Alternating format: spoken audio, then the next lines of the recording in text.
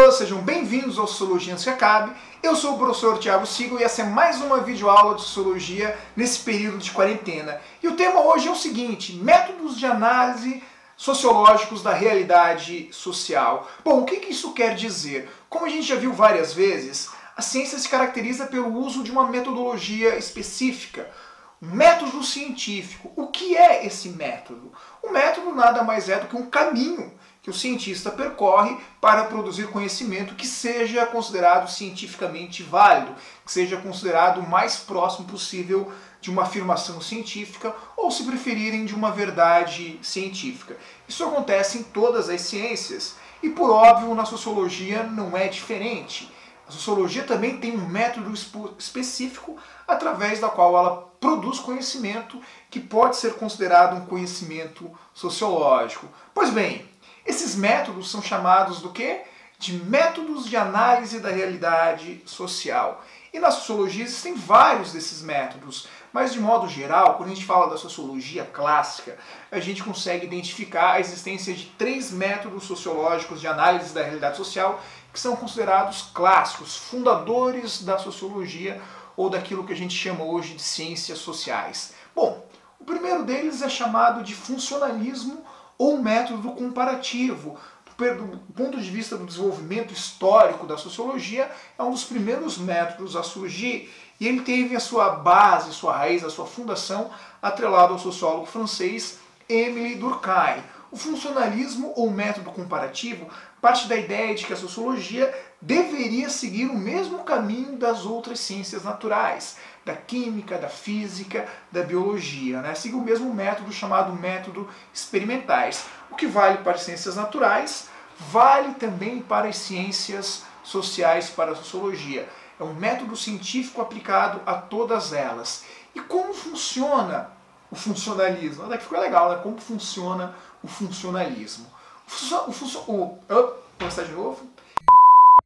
Como funciona o funcionalismo? O funcionalismo compara a sociedade a um organismo vivo.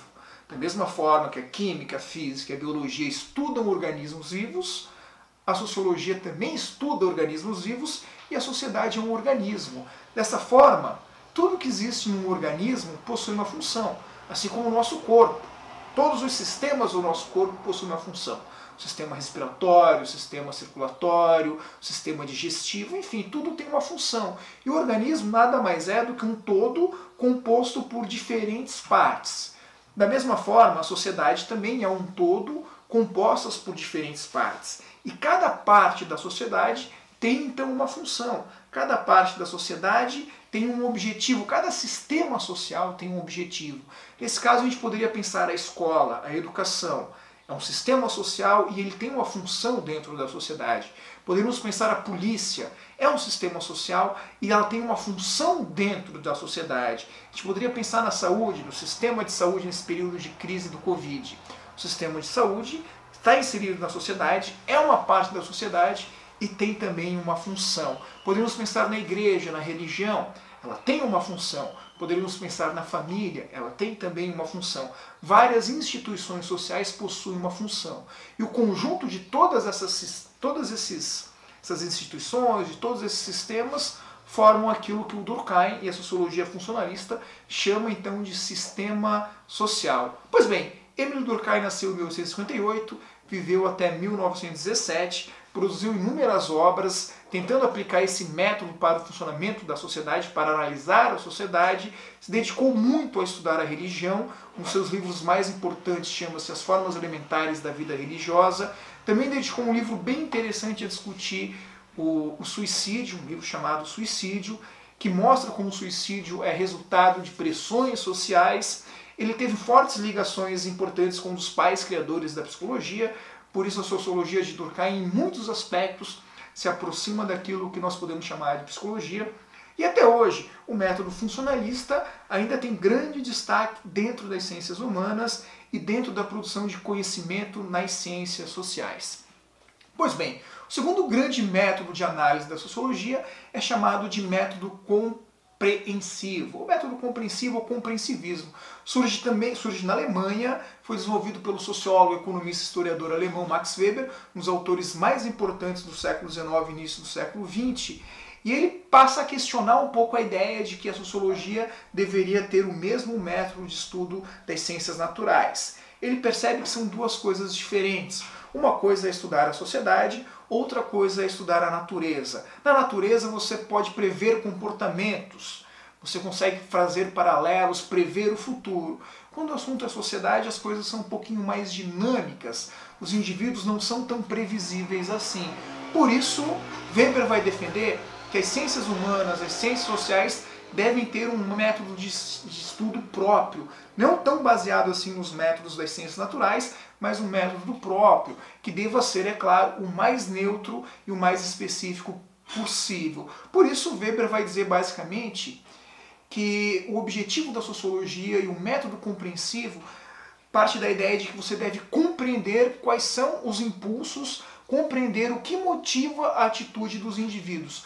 Por que as pessoas fazem o que leva as pessoas a tomar determinadas ações. Ou seja, vamos resumir essa conversa. Para compreender um fenômeno social, é fundamental compreender o sentido que as pessoas dão à própria vida e o sentido que as pessoas dão às suas ações dentro da sociedade. Por isso, sociologia compreensiva, o sentido de compreender o porquê das ações das pessoas.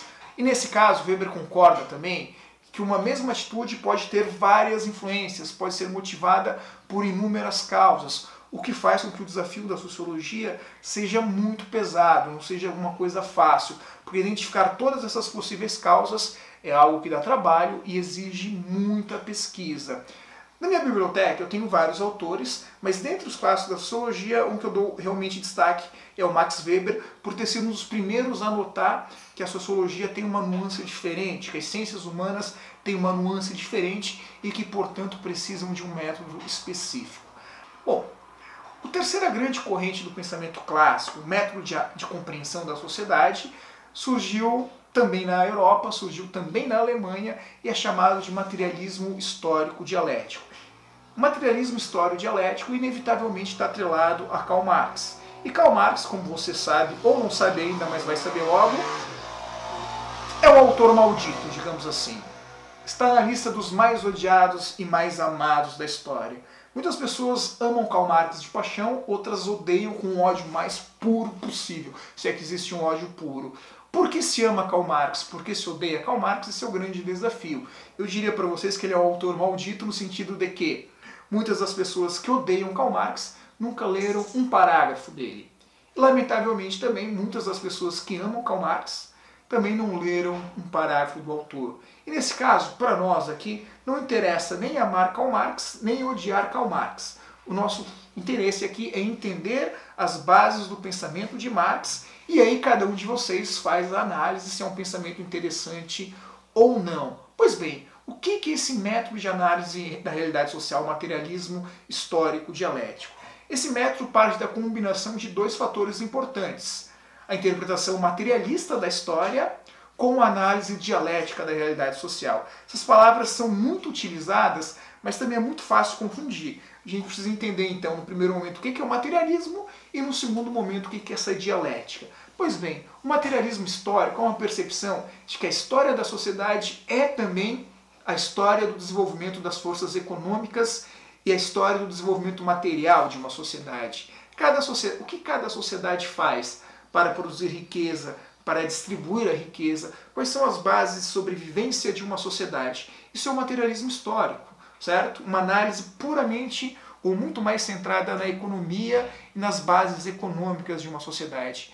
E o que é a dialética? O que é a dialética social? Dialética tem uma raiz filosófica muito longa, surgiu lá na Grécia Antiga e se estende até os dias de hoje. Mas, de modo geral, a gente pode dizer que a dialética é o quê? É a percepção de que as sociedades não são harmoniosas, unidas, mas sim que as sociedades são caracterizadas por contradições, por diferenças. Em outras palavras, as sociedades são caracterizadas por conflitos.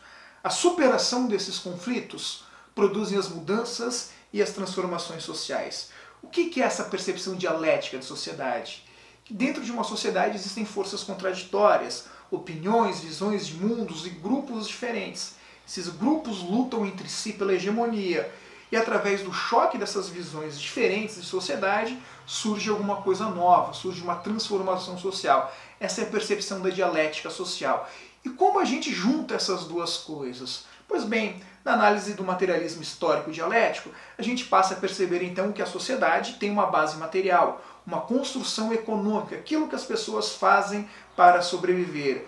A gente parte para observar para isso e percebemos que ali existem conflitos sociais. E esses conflitos sociais nascem justamente da desigualdade que existe no acesso aos recursos econômicos, aos recursos de produção de uma sociedade. E que, portanto, as transformações sociais que ocorrem acontecem justamente do choque dos grupos desiguais que lutam pelos bens materiais de uma sociedade. Ou seja, nós temos então dentro do pensamento do materialismo histórico uma classe dominante que domina os recursos econômicos da sociedade e uma classe que não tem os recursos econômicos, mas que tem o seu trabalho. E do choque entre essas duas classes, dos poderosos e dos oprimidos, dos donos e dos trabalhadores, é que existe então uma mudança social. Num ponto de vista mais amplo, o que o materialismo histórico dialético propõe é que uma análise sociológica, uma análise da realidade social, deve partir sempre das bases materiais da sociedade, ou seja, da sua economia. O economicismo, talvez alguns poderiam dizer, mas entender a sociedade é justamente entender a sua economia. Pois bem, Marx nasceu em 1818, morreu em 1883. Do ponto de vista histórico, ele é o mais velho dos autores clássicos da sociologia. Contudo, o materialismo histórico dialético passou a ser entendido como uma disciplina acadêmica anos depois da sua morte, só no início do século XX. Por isso, às vezes, no ponto de vista histórico, a gente fala do marxismo, do materialismo histórico dialético, depois de falar do funcionalismo e depois de falar do método compreensivo. Pois bem, esses três autores são por muitos chamados de sociólogos clássicos. Outros chamam às vezes dos três porquinhos da sociologia, da Santíssima Trindade. Você pode gostar deles, você pode odiar eles, mas o fato é inegável a contribuição que Marx, que Weber e que Durkheim deram para o desenvolvimento de um pensamento mais científico sobre a sociedade. Pois bem, espero que você tenha gostado desse vídeo. Se você gostou, curte, compartilha, deixa um comentário aí, fala o que você acha desses autores, o que você acha da importância deles. No mais, um forte abraço a todos e valeu!